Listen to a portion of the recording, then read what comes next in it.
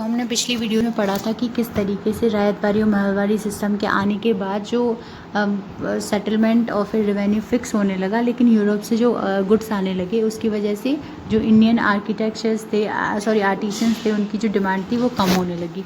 अब क्या है, तो ज़्यादातर जो पेजेंट्स थे, आर्टिशंस थे, वो भी एग्रीकल्चर पे डिपेंड होने लगे। Commercialisation, the industrial revolution in Europe had created an immense demand for the material like cotton, juice, rubber and Indigo. तो इंडस्ट्रियल रेवोल्यूशन जो हुआ था यूरोप में, वहाँ पे किस चीज़ की डिमांड ज़्यादा होने लगी? इन सब चीज़ों की जो कि इंडिया में प्रोड्यूस होते थे।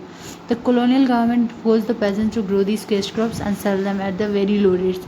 तो जो कॉलोनियल ऑफिसर्स थे, ब्रिटिशर्स थे, उन्होंने क्या किया, जो हमारे इंडियंस थे उन्होंने बोला कि आप ये सारी क्रॉप्स ग्रो करेंगे और हमें बहुत ही सस्ते दामों पर हमें बेचेंगे, क्योंकि कमर्शियल क्रॉप थी, मतलब जिससे प्रॉफिट आएगा, बहुत ज़्यादा पैसा आएगा। The peasants found it hard to sustain as they did not have money for after paying high taxes. अब क्या हुआ कि जो पेजेंट्स थे वो इतना ज़्यादा टैक्स पे कर रहे थे कि उनके पास मनी नहीं थी कि क्रॉप ग्रो करें।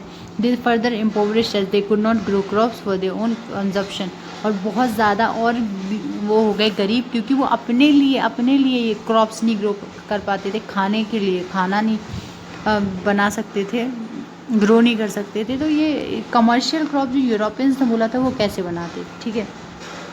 The commercialisation in agriculture in India was argued to have made India part of the global economy. तो कमर्शलाइजेशन हुआ जो एग्रीकल्चर में इंडिया में, तो बोला जाता है कि ये इसी वजह से जो इंडिया है वो ग्लोबल इकोनॉमी में गिनी जाने लगी, दूसरे देश भी इसके बारे में जानने लगे। But in reality India was only an explorer of raw material and a peasant did not get any benefit. लेकिन जो सच्चाई ये थी वो ये थी कि इंडिया जो है केवल रॉ मटेरियल देता है, किसको एक्सपोर्ट करता है रॉ मटेरियल, किसको, यूरोप को। और पेजेंट्स जो था वो उनको कोई भी बेनिफिट नहीं मिलता है, ऊपर से वो एक्सप्लॉइट होते हैं, उनका शोषण होता है, ठीक है। रियलिटी ये थी। Famines as a large part of cultivated land were use for growing commercial crops instead of growing crops. Any devastating famine ravaged the country during the colonial period. अब क्या हुआ, जो कल्टिवेटेड लैंड था वो commercial crop grow कर रहा था, ठीक है। अब अगर आप यार खाने की जगह कमर्शियल क्रॉप ग्रो करोगे जो कि आपको कोई प्रॉफिट भी नहीं हो रहा है, इसके बाद क्या होगा, जो फूड क्रॉप्स थी, राइस वगैरह, वो होते नहीं थे। इसकी वजह से क्या हुआ, फैमाइन आ गया, भूखमरी छा गई पूरी बंगाल में। कॉलोनियल टाइम पे पूरी कंट्री भूखमरी से मरने लगी। Natural causes like drought, failure of rain, crop like disease और ऑल्सो एग्रीवेटेड द कंडीशन। और फिर रेन नहीं होती थी और क्रॉप डिसीज़ होने लगे, जो मतलब जितनी भी क्रॉप्स होती थी वो कीड़े खाने लगे। इसकी वजह से ये पूरी जो सिचुएशन थी पूरी भड़क उठी। The administration and the economic policies the government did not provide relief to the peasant. और जो एडमिनिस्ट्रेशन, शासन की जो इकोनॉमिक पॉलिसीज़ थी, वो पेजेंट्स इतना सारा कुछ करते थे फिर भी कोई रिलीफ प्रोवाइड नहीं किया उनको, ना बैकअप प्रोवाइड किया कि कैसे आप बच सकते हैं। तो Bengal famine kill almost 1/3 of the population of the province. इसकी वजह से इतनी ज़्यादा लोग मर गए, 1/3 मतलब 1/3 हिस्सा पूरी पॉपुलेशन का मर गया, ठीक है। The irrigation, India witness 2 major famine, one of the which after South India in 1876 and the other affected North India in 1877। तो दो हुए थे, एक तो साउथ इंडिया में हुआ था, एक नॉर्थ इंडिया में हुआ था, 1876 और 1877। As result over 30 million people were impacted. 30 million लोग इम्पैक्ट हुए इससे, असर पड़ा। The Indians had been using many modes of irrigation in agriculture since the early periods।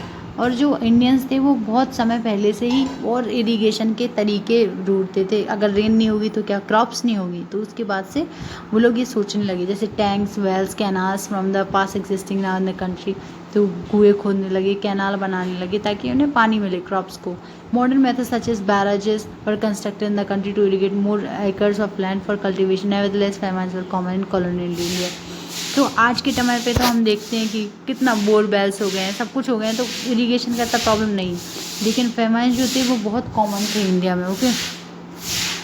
Technology, see there was not much technology advancement in the field of agriculture in this field. Old tools and less chemical fertiliser still a common practice. देखो हमारे time पे क्या है, pesticide, fertilisers ये वगैरह है, लेकिन उस टाइम पे इतनी टेक्नोलॉजी में बढ़ावा नहीं था, उतना डेवलपमेंट नहीं था, उन्नति नहीं थी। और एग्रीकल्चर के फील्ड में जो था ओल्ड टूल्स थे, जैसे हल वाला होते थे। आज के टाइम पे तो सीड ड्रिल्स हैं, प्लाउस हैं, और केमिकल फर्टिलाइजर्स भी बहुत कम होते थे, ऑर्गेनिक होते थे। वेस्ट जो होता था घर का वो उनमें डालते थे खेतों में। Farmers still illiterate in the country, और फार्मर्स जो थे वो पढ़े हुए नहीं थे। A few agriculture colleges were set up for the colonial government, तो एग्रीकल्चर कॉलेज सेटअप किए गए ताकि जो फार्मर्स हैं उन्हें क्रॉप्स वगैरह की जानकारी दी जाए। ये केवल अपने पर्पज़ के लिए उन्होंने किया था, कोई उनको दिलचस्पी नहीं थी कि इंडियंस इससे कुछ सीखें। ठीक है। Peasants uprisings. The effect of the many land revenue system that the company introduced impoverished the Indian peasant, leading to the discontentment. अब देखो क्या हुआ, तो ये सब हुआ जब, तो इंडिया के जो पेजेंट्स थे वो बहुत ही गरीब हो गए, और this content produce a number of peasant revolts and uprising. उनमें जो था यार वो बहुत डिसहार्टेड हो गए कि हम लोग इतना करते हैं फिर भी ये लोग हमें ही वो गरीब बनाने पे तुले हुए। इसकी वजह से क्या हुआ, बहुत सारे जो पेजेंट थे उन्होंने रिवोल्ट चलाया कि ठीक है यार अब हम नहीं सहेंगे।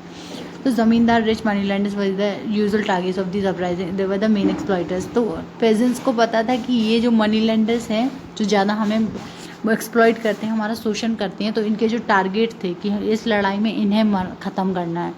तो अब इंडिगो रिवोल्यूशन है, हमें पता है कि जो इंडिया है वो इंडिगो के लिए कितना फेमस है। ओके, इंडिगो एक तरीके का नीला प्लांट था। Okay, indigo is a cash crop which was use dye textiles. देखो जो टेक्सटाइल्स होते थे जैसे कॉटन है, उसको डाई करने के लिए, डाई का मतलब कलर करने के लिए, उस पर कॉटन पे नहीं बट हाँ कुछ और टेक्सटाइल्स वगैरह होते थे उनको कलर देने के लिए यूज़ होता था। कैश क्रॉप थी। It was a great demand during the 19th century places like Manchester where textile were produce. तो यहाँ पे टेक्सटाइल प्रोड्यूस होता था तो इंडिगो चाहिए होता था ताकि उसको कलर करे, तो डिमांड में बहुत था। India became a major supply of the indigo after indigo production and the Caribbean decline. तो जो कैरिबियन था एक जगह है जहाँ पे इंडिगो का जो प्रोडक्शन था वो कम हो गया, इसी वजह से जो इंडिया था उसकी डिमांड बहुत बढ़ गई। ठीक है। अब क्या हुआ कि in India indigo cultivation was carried out to system. तो इंडिगो में दो तरीके से इंडिगो की कल्टीवेशन होती थी, निज एंड रायती।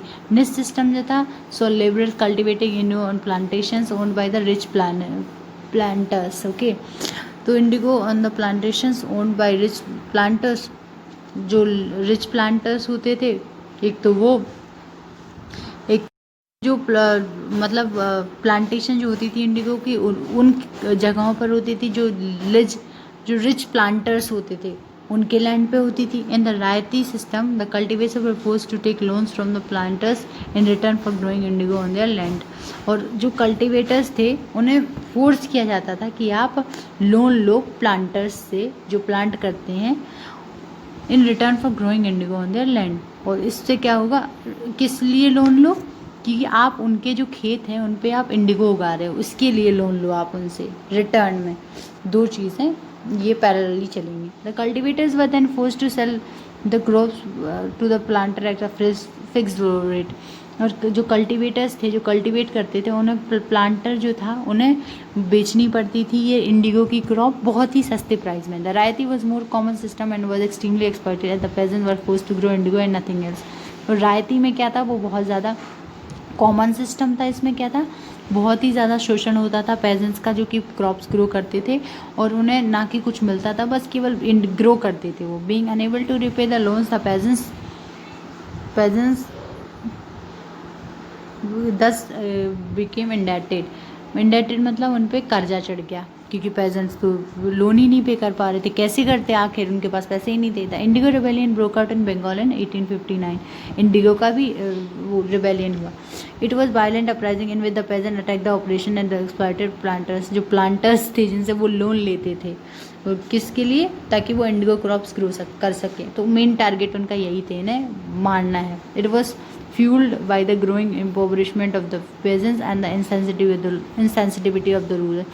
किसकी वजह से ये ज़्यादा बढ़ने लगा, क्योंकि वो यार पेजेंट्स बहुत ज़्यादा गरीब हो गए थे और जो रूलर्स थे वो केवल अपना प्रॉफिट देख रहे थे, उनकी इनसेंसिटिविटी, उन्हें कोई ज्ञान ही नहीं था। In the uprising the peasants were supported by the Indian intelligentsia. तो एक वो होगी शायद एक ऑर्गेनाइजेशन होगी, उसके द्वारा सपोर्ट किए गए। Soon the government appointed the Indigo Commission, which after interviewing the peasants concluded it was the greed of the planters which led to the uprising। फिर इसके बाद में एक कमीशन बनी, गवर्नमेंट ने कहा कि आखिर ऐसा क्या हुआ कि इन लोगों ने रिवॉल्यूशन कर दिया, रिबेलियन हो गया, इतना लड़ाइयाँ होने लगी। तो पता चला कि जो प्लांटर्स थे वो इतना ज़्यादा शोषण कर रहे थे कि इनसे सहा नहीं गया, इसी वजह से ये अपराइजिंग आई या फिर इसी वजह से लड़ाई हुई। Further more it was started that the peasant could no longer be forced to cultivate indigo, इसीलिए ये डिसाइड किया कि जो पेजेंट होगी वो अपनी मर्जी से कल्टिवेट करेंगे इंडिगो, कोई फोर्स नहीं करेगा। With the success of the rebellion indigo cultivation was done away from all the district of Bengal. इसकी वजह से ये सक्सेसफुल हुआ और ये जो इंडिगो प्लांटेशन होने लगी वो बंगाल से बाहर होने लगी और कोई फोर्सफुल नहीं था उस पर, ठीक है।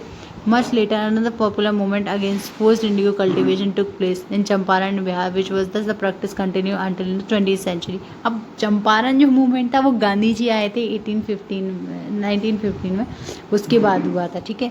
बिहार में हुआ था ये मूवमेंट क्योंकि जो इसी तरीके से एक्सप्लॉयटेशन वहाँ पे भी हो रहा था, इसलिए गांधी जी ने इस मूवमेंट में पार्टिसिपेट किया था and by Mahatma Gandhi and brought national attention to the struggle and the indigo farmers. और इसी कारण इंडिगो के फार्मिंग की वजह से ही हम आज तक हमें इंडिपेंडेंस मिली है। इंडिगो फार्मर्स को जस्टिस मिला, कोर्ट में गए, वो गांधी जी का सपोर्ट कर रहे थे। तो ये है पूरा chapter, Ryotwari Mahalwari Indigo plantation, कैसे कमीशन आई, कैसे टैक्स कलेक्ट करते थे, हम लोगों ने सब इस चैप्टर में देख लिया है। अभी यहाँ से महात्मा गांधी का रोल स्टार्ट होता है और कैसे महात्मा गांधी एक इम्पॉर्टेंट रोल प्ले करते हैं हमारे इंडिया के स्ट्रगल में और हमें फ्रीडम दिलाने में। Thank you so much. ये हमारा 3rd चैप्टर ख़त्म हुआ 8th क्लास का।